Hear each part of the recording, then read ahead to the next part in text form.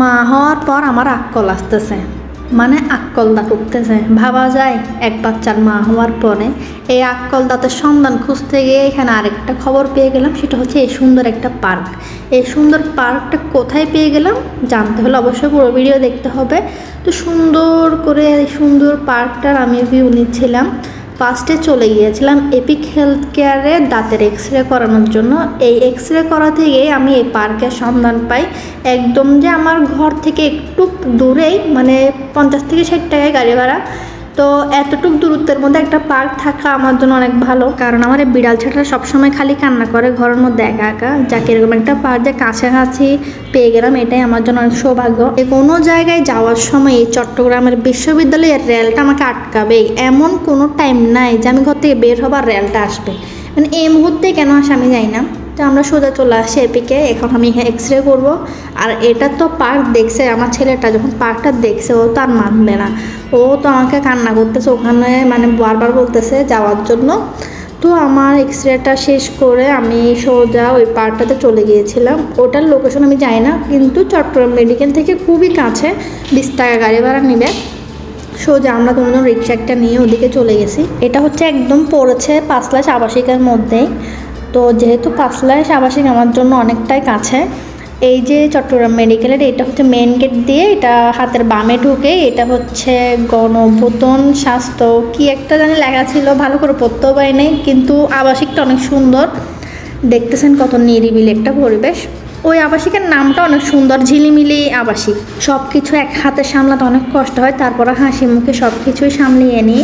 এই যে ছেলেকে ধরলাম, এদিক দিয়ে এক হাতে মোবাইল ধরলাম, নিচে ব্যাগও আছে, এই চলে আসছি পার্কটার মধ্যে। এই পার্কের নামটা আমি একটুর জন্য পড়তে পারি নাই, কারণ অনেকবার মানে ভালো করে দেখতেছিলাম পার্কের নামটা কি, কোথাও ভালোভাবে কোথাও নাম লেখা নাই। তো অনেক খোঁজাখুঁজির পর দেখলাম ওখানে পার্কের নামটা। আর এই পার্কটা আমার নজরে পড়ে, এটা দেখতেও একদম জাম্বুরি পার্কের মতোই কিছুটা, যারা আগ্রাবাদের ওদিকে আছেন ওরা চিনবেন। তো অনেক খোঁজাখুঁজির পর এটার নামটা পেলাম। পার্কের নাম হচ্ছে জুলাই স্মৃতি উদ্যান, মানে জুলাই আন্দোলনের উপর ভিত্তি করে পার্কটার নাম দেওয়া হয়েছে। পার্কটা কিন্তু অনেক সুন্দর এবং একদম নতুন। এই পার্কটার টাইমিং হচ্ছে দুপুর 3টা থেকে বিকাল 6টা পর্যন্ত, সন্ধ্যা 6টা পর্যন্ত। তো ওখানে মাইকিং করতেছিল, আমি শুনছিলাম। আর পার্কটা বুধবার বন্ধ থাকে। তো একদম নিট অ্যান্ড ক্লিন একটা পার্ক, অনেক সুন্দর, একদম ফটোশ্যুটের জন্য বেস্ট। এত সুন্দর এরিয়া, আমি যদি জানতাম আমি অনেক প্রিপারেশন নিয়ে যেতাম। আমার মহারাজটা আগে আগে হাঁটতেছে, ও তো পার্ক দেখে খুশি। প্রথমে একটু নার্ভাস, মানে একা ছিল, কার কাছে যাবে, কার সাথে যাবে, কার সাথে গিয়ে খেলবে। তো ওকে আমি বলতেছিলাম এদিকে যাও ওদিকে যাও, এটা বলতেছিলাম। একটা ছেলে ছিল, এই ছেলেটা যে কি, মানে কি বলবো, বাচ্চাদেরকে একটু বল পর্যন্ত মানুষ এমনি খেলতে দেয়। এত বড় একটা ছেলে হয়ে ওই কমন সেন্স ওর মধ্যে নেই। ওকে জাস্ট একটু বললাম একটু বলটা দাও, ও খেলুক। ডাইরেক্ট মুখ ধরে বলতেছেন না, মানে ম্যানার্স শিখে নাই। এমনি আবাসিকে থাকে ঠিকই, কিন্তু ম্যানার্স জিনিসটা ওরা শিখে নেই। তো যাই হোক, এদিকে ও চলে যাচ্ছে সামনে। বাচ্চাদের কিছু প্লে জোন রাখছে, একদম ফ্রি, এন্ট্রিটাও ফ্রি। আপনার যেতগুলো প্লে জোন আছে সবগুলাই ফ্রি। এখানে মুরব্বি হতে নিয়ে ছেলে মেয়ে সবাই এখানে আসছে, একদম একটা ফ্যামিলি পার্ক বললেই চলে।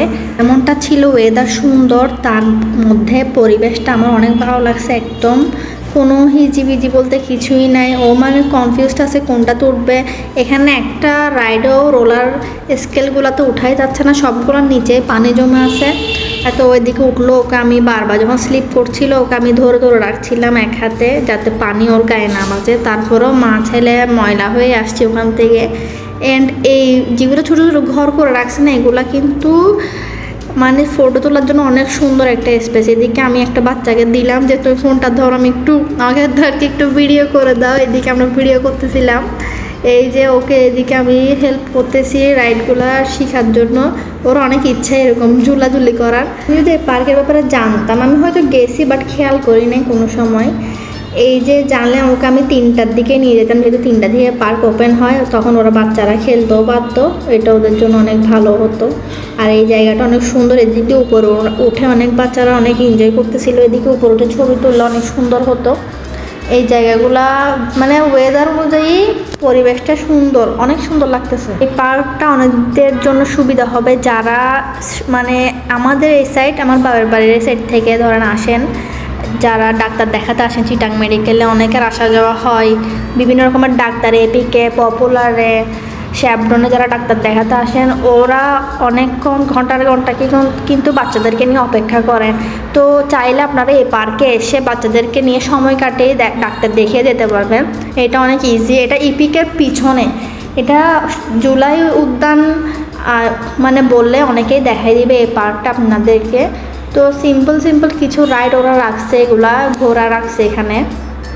এই মানে বাচ্চারা তো একজন উঠলে আরেকজন ওঠার জন্য কান্না করবে। এদিকে আমার ছেলে শান্তিতে একটাও খাইতে পারতেছে না, একজনের পর একজন আসতেছে ওকে ডিস্টার্ব করতেছে, আর না হলে কোনো রাইড খালি পাচ্ছি না। যে যেটা ধরতেছে ওইটাই ধরে রাখতেছে। আমি বলবো যারা সকালবেলা ডাক্তার দেখাতে আসেন বা বিকালে ডাক্তার দেখাতে আসেন, ডাক্তারের সিরিয়াল অনেকক্ষণ থাকে, ঘন্টার পর ঘন্টা ওয়েট করায় ডাক্তাররা। তো আপনারা চাইলে এই পার্কটাতে ইজিলি 20 থেকে 30 টাকা খরচ করে পার্কটাতে চলে আসতে পারবেন চিটাং মেডিকেল থেকে।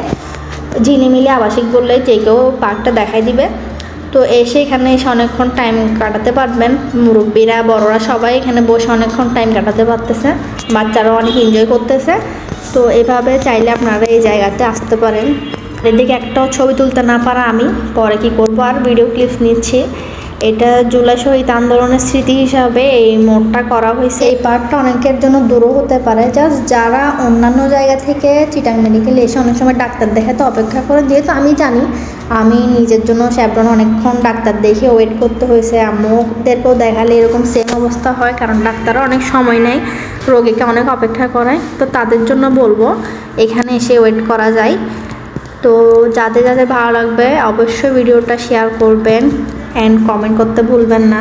এদিকে লাস্টের দিকে দোলনা খাবে, ওকে কোনোভাবে আমি আনতে পারতেছি না, তার উপর সব রাইডের নিচে পানি জমে আছে। ওকে আমি বাঁচাতে গিয়ে আমি আরও ফুটে মানে মাটি ফুট একসাথে হয়েছে, সবগুলো আমাদের গায়ে লাগছে। অনেক রিস্ক একটা ব্যাপার, পানির মধ্যে পড়লে পুরো কাপড় বরবাদ, তারপরও অনেকটাই বরবাদ করে ফেলছে। এর মধ্যে বাচ্চা উঠে ওকে একটু ব্যথা দিয়ে দিয়েছিল। তো সাবধানে খেলতে হয়, অনেক বাচ্চারা আছে, গার্জিয়ানগুলোও খেয়াল রাখে না, অবশ্য নিজের বাচ্চাকে খেয়াল রাখতে হয়। আমি তোকে সব রাইডে এক হাতে ধরে রাখতেছিলাম আর পরে একটু ভিডিও করতেছিলাম। তো আজকের জন্য এতটুকুই। আল্লাহ হাফেজ, ভালো থাকবেন, আসসালামু আলাইকুম। এটা হচ্ছে লাস্টের ক্লিপ। সে মন খারাপ করে আছে, সেখান থেকে যাবেই না।